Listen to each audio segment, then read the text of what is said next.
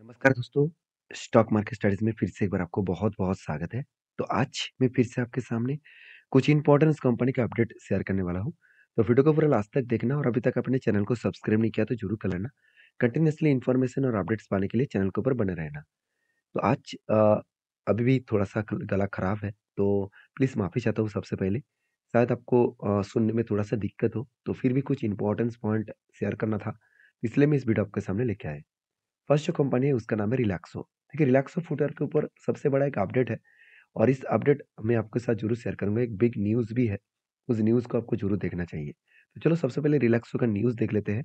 कौन-सा न्यूज़ के चलते इस कंपनी में अपकमिंग टाइम्स में एक अच्छा खासा ग्रोथ होने का चांसेस है। तो रिलैक्सो के ऊपर बहुत बड़ा अपडेट है, वो आप देख सकते हैं। Relaxo footwear to acquire land parcel at Viyadi at rupees 135 crore.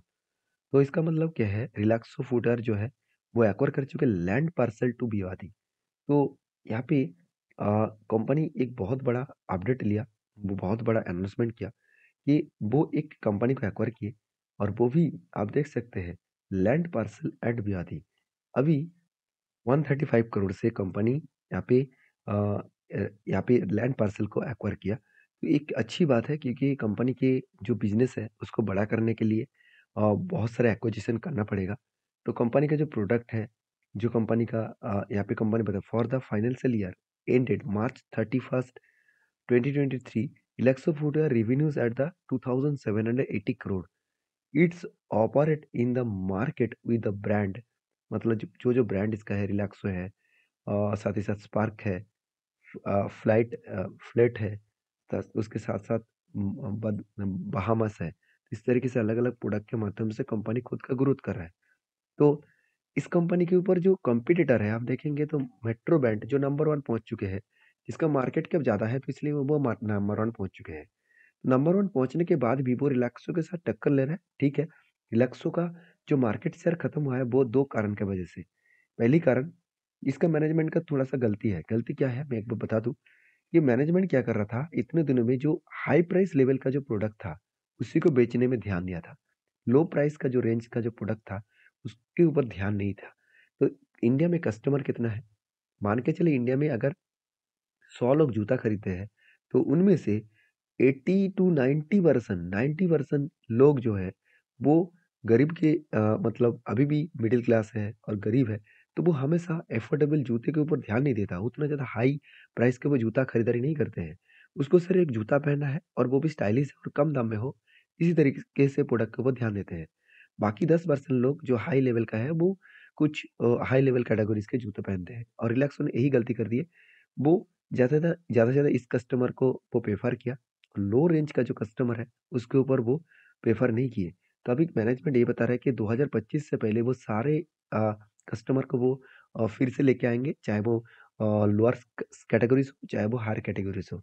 तो इस बेसिस में देखा जाए तो कंपनी में अपकमिंग टाइम्स में अच्छा खासा ग्रोथ होने का चांसेस है। क्वार्टरली रिज़ल्ट देखिए इसीलिए शायद मुझे लगता है जो प्रॉफ़िटेबिलिटी कम हो गया था, जो 69 करोड़ से 22 करोड़ हो गया था, वही प्रॉफ़िटेबिलिटी अभी 44 करोड़ बना। तो कंपनीज़ के ऊपर इस तरीके से कुछ प्रॉफ़िटेबिलिटी देखने को मिले हैं। इसीलिए एज़ ए इन्वेस्टर आप देखेंगे तो प्रोमोटर से लेकर एफआईएसडीएस पब्लिक हर किसी के पास इन्वेस्टमेंट है। एफआईएस ने थोड़ा-सा स्टेक को बेचा था।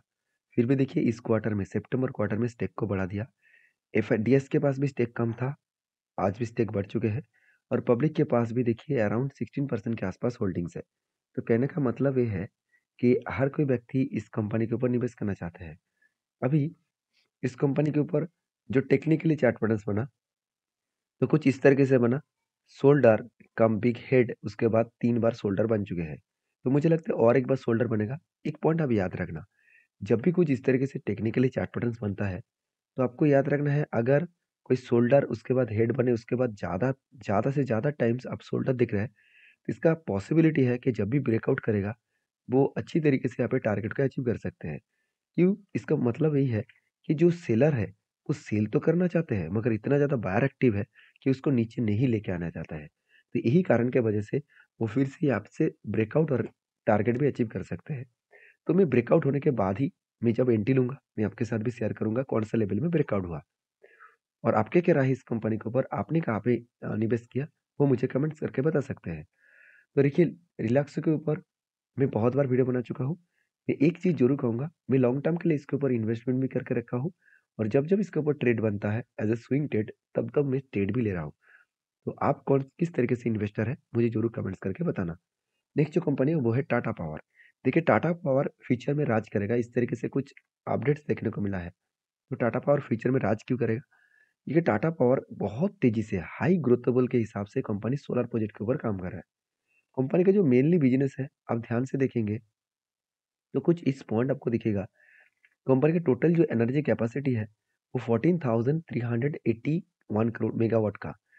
अभी उस कैपेसिटी में आप देखेंगे तो टोटली जो थर्मल प्रोजेक्ट है वो 8,860 मेगावाट का और कंपनी यही चाहते हैं कि जो थर्मल का जो प्रोजेक्ट है वो उसको कम करने के लिए और उस जगह पे रिप्लेसमेंट करना चाहते हैं रिन्यूएबल एनर्जी के ऊपर। तो आप देखेंगे तो विंड प्रोजेक्ट के ऊपर 1007 मेगावाट का टोटल प्रोजेक्ट पावर जनरेट हो रहा है और हाइड्रो प्रोजेक्ट के ऊपर 880 मेगावाट का और साथ ही साथ वेस्ट हार्ट रिकवरी के ऊपर 443 और सोलर प्रोजेक्ट के ऊपर देखिए कितना शानदार कंपनी ने सोलर प्रोजेक्ट के ऊपर काम करना स्टार्ट किया 3,191 और रिन्यूएबल कैपेसिटी के ऊपर 3,760। तो हाई ग्रोथेबल कंपनी बढ़ रहा है, तो हाई ग्रोथेबल कंपनी बिजनेस को यहाँ पे ग्रोथ कर रहा है। तो यही हिसाब से मैं बात करूँ तो कंपनी यही चाहते हैं कि जो थर्मल प्रोजेक्ट है उसको कम करने के लिए उस जगह पे रिप्लेसमेंट किसको करेगा? रिप्लेसमेंट करेगा सोलर प्रोजेक्ट को। और कंपनी देखिए यहाँ पे द कंपनी हैज़ 2.8 मेगावाट का सॉरी गीगा मेगावाट नहीं गीगावाट का एमओयू साइन कर चुके हैं और वो भी देखिए पम्प्ड हाइड्रो प्रोजेक्ट के ऊपर। तो 2.8 गीगावाट सोचिए 100 मेगावाट होता है। अभी इस कंपनी के ऊपर देखिए इसीलिए इन्वेस्टर भी तगड़ा बाइंग यहाँ पे करके रखे हैं। उस बेसिस में आप देखेंगे तो डिलीवरी का जो परसेंटेज है थोड़ा-सा वीक हुआ। अभी वीक क्यों हुआ उसके पीछे रीज़न है। देखिए कंपनी आज टॉप लेवल में है, मतलब लाइफ टाइम हाई के ऊपर है। आप देखेंगे तो कंपनी की जो जर्नी था, अभी जो चार्ट पैटर्न बना था, कप विथ इंडिपेंडेंस का, तो मैंने आपको शेयर भी किया था। ये कप विथ इंडिपेंडेंस बन रहा है, तो जब ब्रेकआउट होगा, ब्रेकआउट यहाँ पे हुआ, कंफर्मेशन यहाँ पे मिला और उसके बाद देखिए ऊपर जाने के बाद नीचे भी आया, रिट्रेसमेंट किया, सपोर्ट को लेवल को टच किया, उसके बाद देखिए टारगेट अचीव किया और इतना शानदार टारगेट अचीव होने के बाद हर लोग यहाँ पे प्रॉफिट बुकिंग करना चाहेंगे। यहाँ फ्रेश बाइंग करने के लिए बहुत सारे लोग रुकेंगे, मतलब बड़े-बड़े इंस्टीट्यूशन रुकेंगे। तो इस जगह पे थोड़ा-सा बाय करना रिस्की ज़ोन होगा। तो जब एंट्री बना था तभी मैंने आपके साथ शेयर किया और जब टारगेट बना तभी मैंने आपको वीडियो शेयर कर रहा हूँ। तो मेरा काम है इस सारी चीज़ों को आपको सिखाना। आप सीख कर काम करेंगे तो सब कुछ मिलेगा क्योंकि मैं बार-बार बोलता हूँ, टेक्निकली चार्ट पैटर्न आपको सीखना बहुत ज़रूरी है। सिर्फ आप फंडामेंटल को सीख कर कुछ काम नहीं कर सकते। टेक्निकली सीखेंगे तो आपको स्विंग ट्रेडिंग के परफॉर्मेंस भी अच्छा खासा देखने को मिलेगा। बाकी आपकी क्या राय है ज़रूर कमेंट्स करके बताना। नेक्स्ट जो कंपनी उसका नाम है अदानी पावर। देखिए अदानी पावर अदानी ग्रुप के एक बड़े कंपनी है, करीबन 2 लाख करोड़ के आसपास इसका मार्केट कैप है। और अदानी पावर के ऊपर एक ही बात कहूँगा, टाटा पावर जिस सेक्टर के ऊपर बिलॉन्ग करते हैं, उसी सेक्टर के ऊपर लीडर है। आप देखेंगे तो सबसे बड़ा कंपनी कौन है? एनटीपीसी और उसके बाद देखिए अदानी ग्रीन, उसके बाद पावर ग्रिड, उसके बाद अदानी पावर।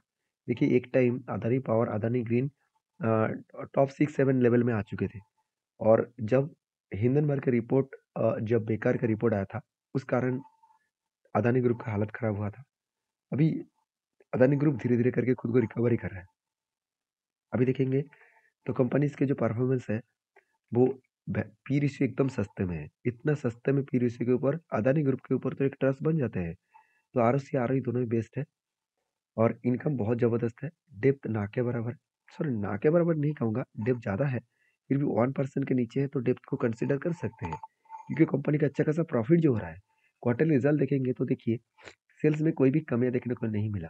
हिंडनबर्ग का रिपोर्ट इस जगह पे आया था, फिर भी उस टाइम में भी कंपनी के ऊपर कोई कमियाँ देखने को नहीं मिला। तो कंपनी के एक्सपेंस को कंट्रोल करने के बाद प्रॉफिट मार्जिन को बहुत ज़बरदस्त ग्रोथ किया। अभी कंपनीज़ के ऊपर एक पॉइंट्स आपको ज़रूर याद रखना है। कंपनी के ऊपर आपको जो प्रॉफिट दिख रहा है ना, ये प्रॉफिट देखकर आप खुश मत हो जाना। क्योंकि आपको एक्चुअली प्रॉफिट देखना है, तो आपको टैक्स को माइनस करना पड़ेगा। मगर कंपनी ने क्या किया, टैक्स को माइनस कर दिया। मतलब टैक्स पेमेंट ही नहीं किए। तो टैक्स जब पेमेंट करेगा, तो ये प्रॉफिट मार्जिन कम होता दिखेगा। तो मैं हमेशा बोलता हूँ कि जो मतलब आँख कान खुला रखकर ही काम करना, ब्लाइंडली किसी कंपनीज़ के ऊपर निवेश मत करना। अभी देखिए कंपनी के ऊपर जो परफॉर्मेंस है, उस परफॉर्मेंस के बारे में बात करूँ तो एज़ अ इन्वेस्टर प्रोमोटर से लेकर एफआईडीएस पब्लिक हर किसी के पास इन्वेस्टमेंट आपको दिख जाएगा। अभी सबसे बेस्ट पॉइंट क्या आप जानते हैं? इस कंपनी के ऊपर देखिए इंस्टीट्यूशन माल बेचकर भाग गया था। अभी देखिए वो धीरे-धीरे करके होल्डिंग को बढ़ा रहा है। डीएस के पास पहले अच्छा खासा होल्डिंग था, वो होल्डिंग पूरा का पूरा बेच दिया। अभी देखिए धीरे-धीरे करके क्वांटिटी ऐड कर रहा है। तो इसका मतलब जब कंपनी का फिर से ग्रोथ होना स्टार्ट हो जाएँगे, हर इंस्टीट्यूशन उसके ऊपर टूट पड़ेंगे। तो इस कंपनी के ऊपर जो लास्ट कुछ फ्यू डेज़ का डेटा दिखा दूँ, तो डिलीवरी के परसेंटेज में बहुत वीकनेस देखने को मिला। अभी वीकनेस क्यों है? देखिए, पहले तो डिलीवरी बहुत शानदार हो रहा था। अभी देखिए डिलीवरी अराउंड 30% के आसपास डिलीवरी देखने को मिले। अभी टेक्निकली चार्ट पैटर्न्स के बारे में बात करूँ तो मैंने एक ट्रेड आपके साथ मेंशन किया था, जो बहुत शानदार एक ट्रेड बना था। वो ट्रेड कुछ इस तरीके से थे, यहाँ पे क्या बना, कप विथ एन पैटर्न्स। देखिए सबसे बेस्ट एंट्री कहाँ पे था, इस जगह पे एंट्री बना था, क्योंकि यही कौन स्ट्रांगली एक सपोर्ट कंपनी को मिला था और एक यू जैसे पैटर्न बना था, तो इस लेवल से यहाँ तक बहुत बड़ा जर्नी हो चुके हैं। तो उसके बाद देखिए फिर से एक कप विद हैंड पैटर्न्स बना और फाइनली उसको ब्रेकआउट भी किए और ब्रेकआउट करने के बाद कंपनी देखिए धीरे-धीरे करके आगे बढ़ रहा है। तो कंपनी का जो टारगेट बनेगा, मैं टारगेट लेके चल रहा हूँ ₹680 के आसपास।